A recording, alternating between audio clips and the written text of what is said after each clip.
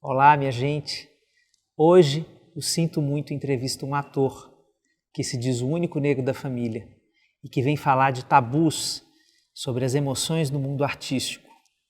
Te convido para o Sinto Muito de hoje com Samuel de Assis.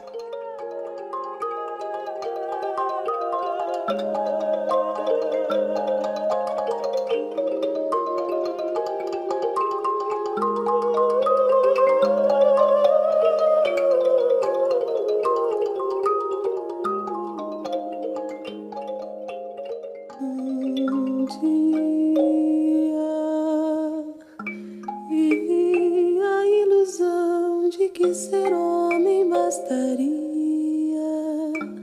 que o mundo masculino tudo me daria, do que eu quisesse ter.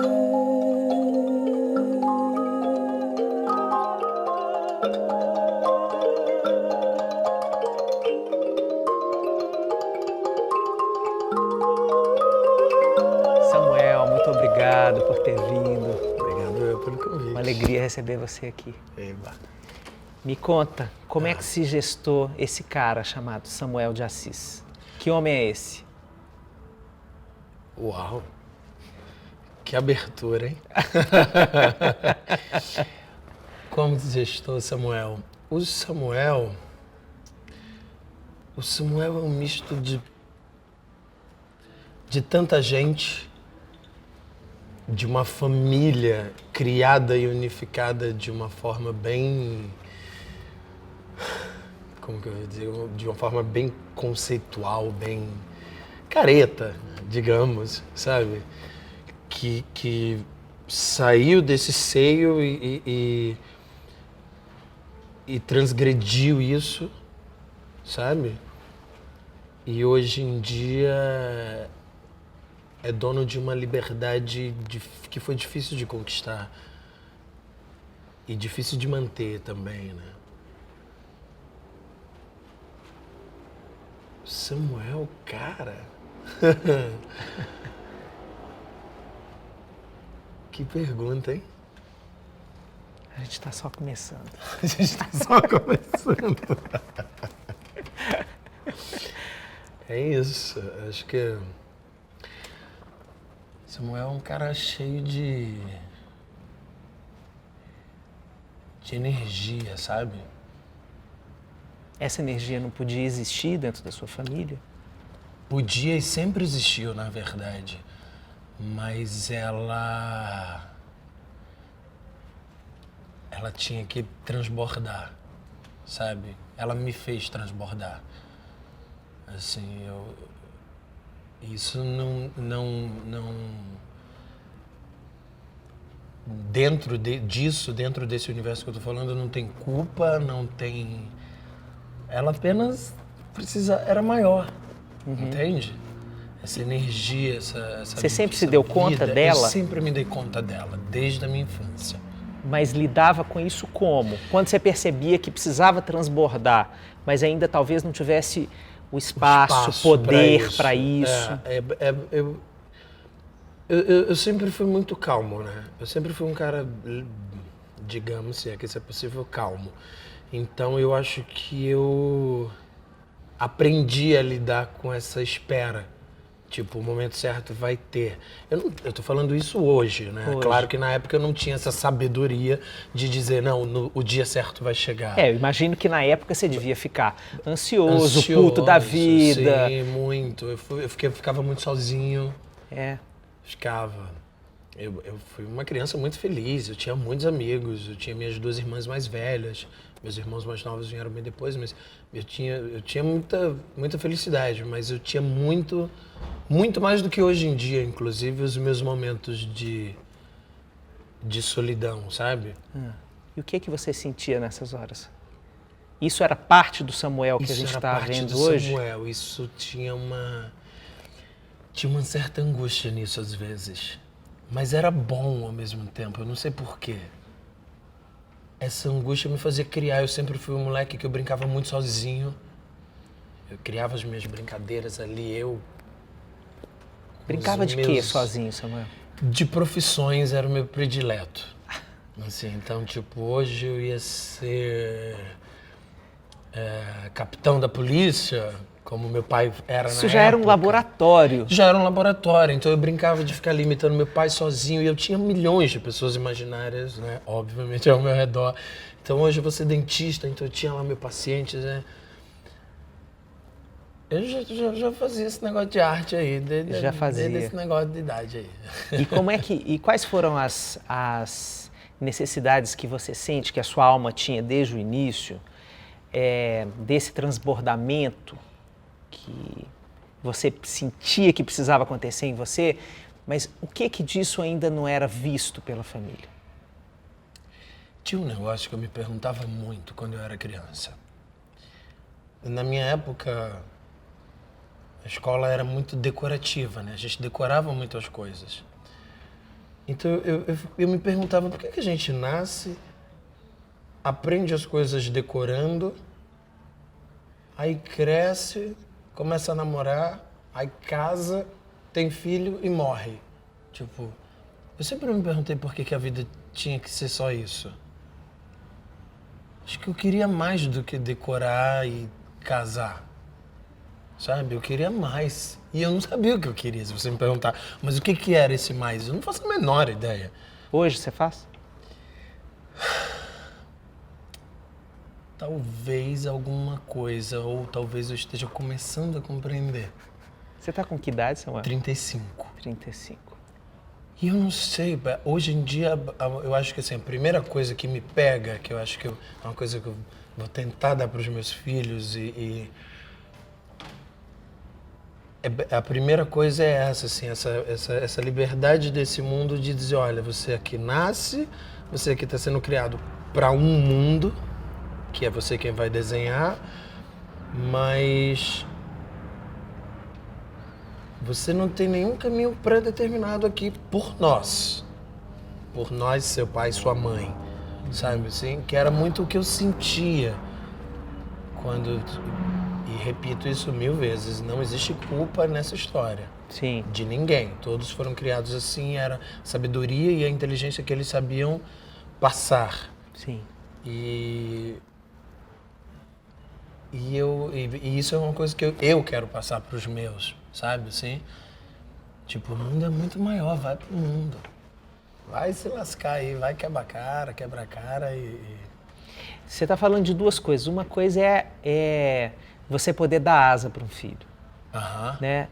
Mas também está falando de você desejar menos para um filho, assim, especificamente uma coisa, projetar menos a história dele, deixar o lápis da autoria da própria história na mão dele. Na mão dele, deixar isso mais claro para ele. É muito interessante que você já citou 2 vezes essa história de que não tem culpa. Quero entender isso. Como é que uma pessoa que se vê uma alma que precisa ser transbordante no mundo e que, obviamente, imagino que deva ter sido reprimida em algum momento desse transbordamento, como é que você fez essa passagem para chegar hoje sem culpa, ou sem atribuir culpa?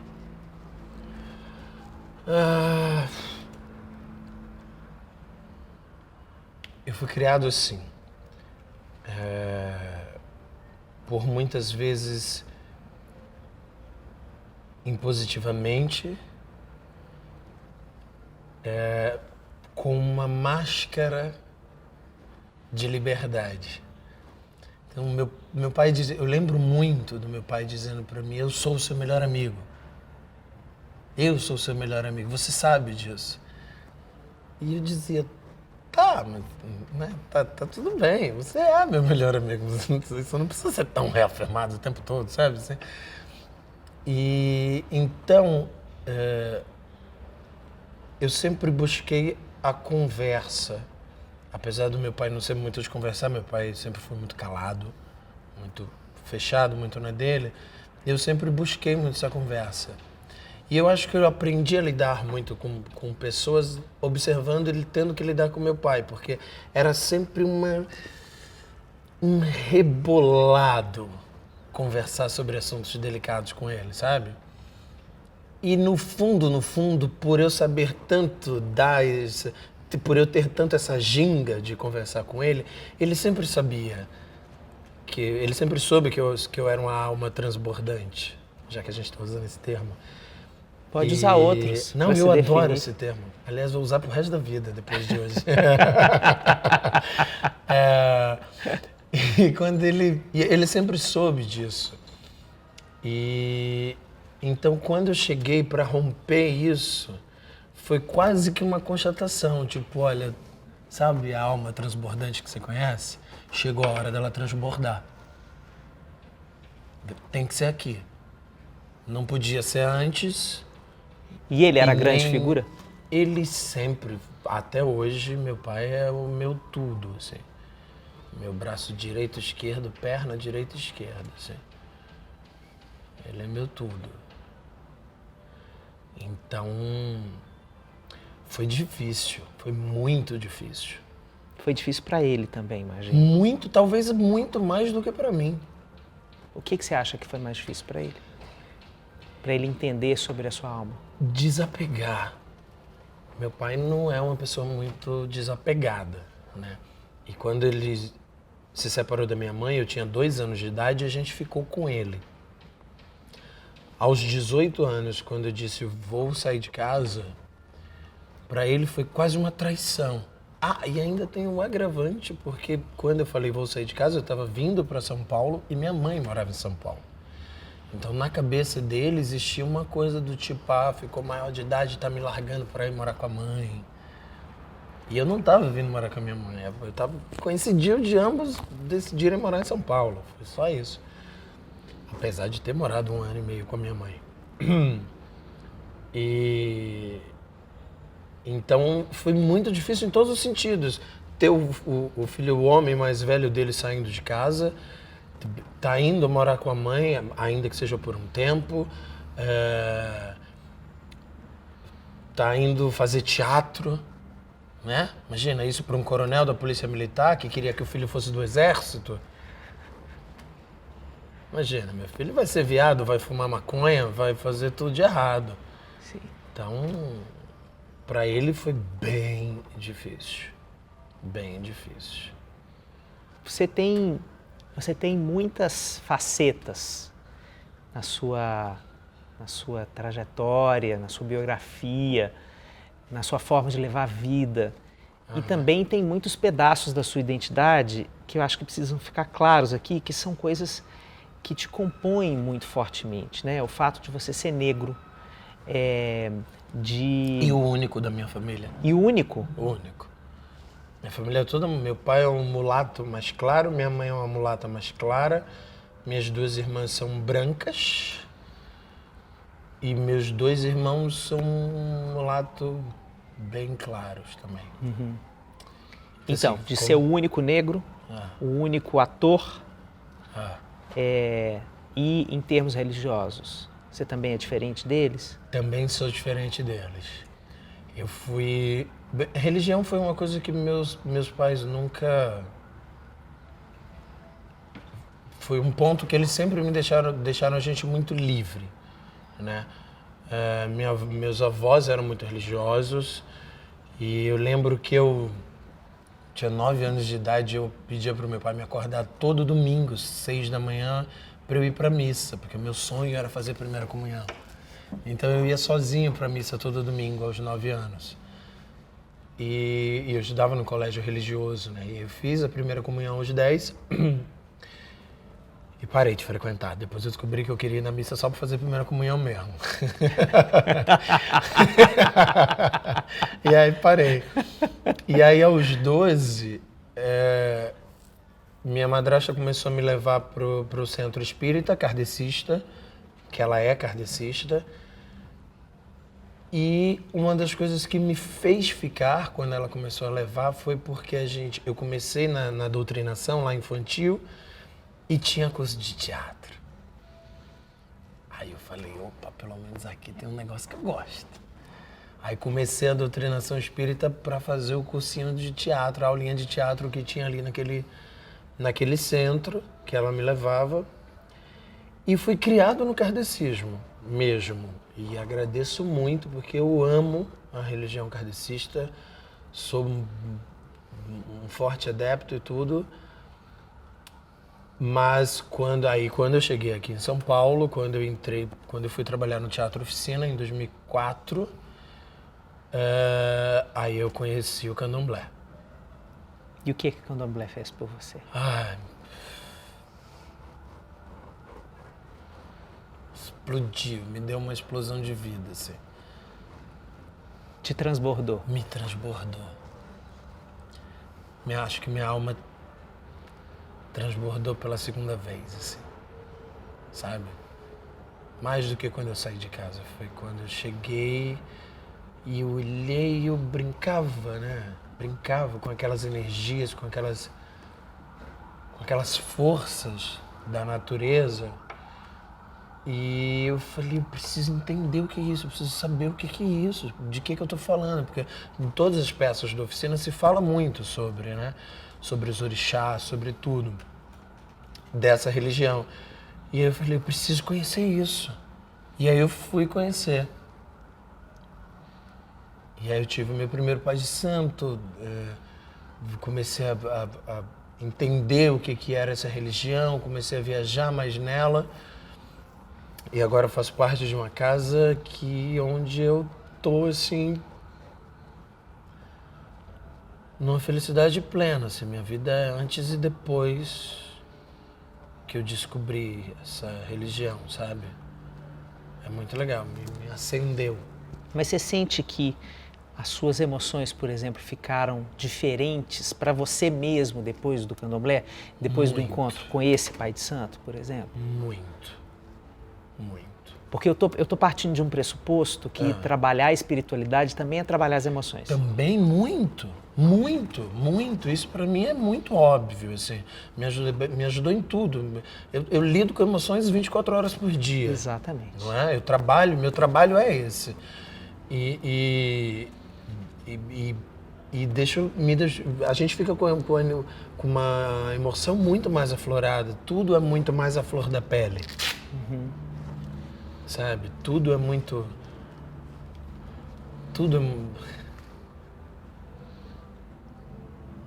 Assim, rasgando. Tudo é mais assim. Tudo é mais rasgado, sabe?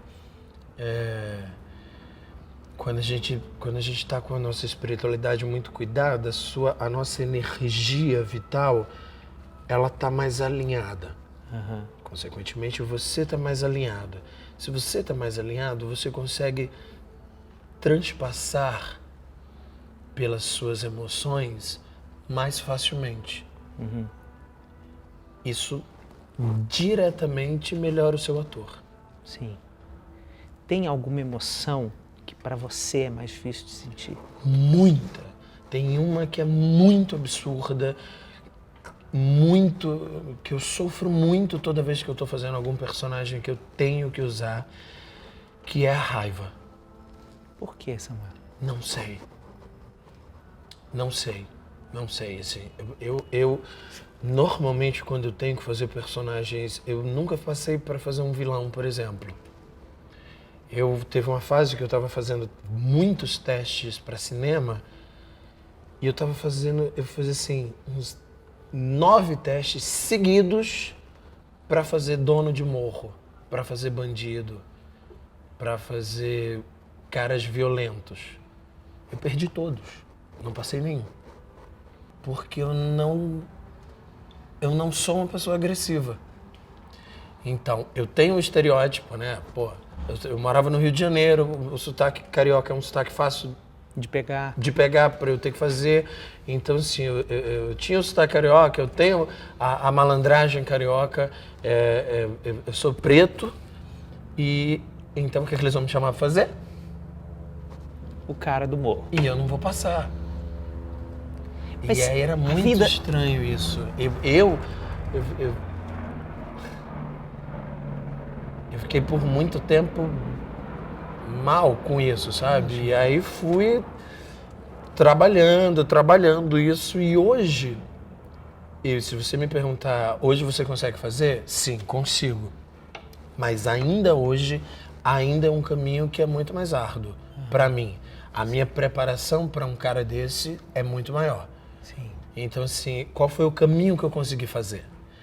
Eu tenho uma facilidade... Aqueles que se revelam. Eu tenho uma facilidade pro drama, pro depressivo muito fácil. Eu chego muito fácil nesse lugar. Sim. Então, qual foi o caminho que eu descobri para chegar na agressão? Eu me emburaco nesse lugar e tenho raiva dele. E aí eu consigo despertar uma raiva. É meio estranho, parece meio caótico. Pra mim não é nada estranho. Sabe por quê? Por uma pessoa que não, leiga nas artes pode parecer meio estranho. Não é estranho. Mas para mim foi o caminho que eu achei. Quando eu achei, eu fiz Incrível, Samuel. bingo. Mas você sabe o que eu tô achando mais lindo no que você tá falando? Que você tá abrindo um tabu, talvez, de que o ator não possa ter dificuldade com nenhum tipo de emoção, né? E eu tô pensando se isso não é mesmo a trajetória da alma, se é, ao longo da vida, a gente experimentando o trato com as emoções, se havendo com isso e se refazendo, se desconstruindo e renascendo a partir das novas emoções que a gente vai incorporando à nossa vida. Na primeira sessão, quando eu fiz pela primeira vez, quando eu fui fazer análise pela primeira vez, na primeira sessão que eu cheguei pra ela, vomitei um monte de coisa, falei, chorei. Quando terminou, eu falei, meu Deus, eu achei que eu tava perdendo tempo, achei que eu não tinha nada pra falar. E eu lembro que eu falei pra ela uma frase que um amigo meu falava, muitos anos atrás, que ele dizia... Quando a gente estava sofrendo, quando a gente estava muito feliz, qualquer coisa que a gente sentia, ele tinha um bordão que ele dizia, se preocupa não, vai tudo pro palco. Eu entendi isso. E chegou uma hora que, num período de sofrimento que eu estava, por isso que eu fui fazer análise, minha analista virou para mim e falou assim, você lembra da sua primeira sessão, quando você falou uma frase que era, não sei o que, vai pro palco? Eu falei, meu amigo que fala, tudo vai pro palco. Ela falou assim...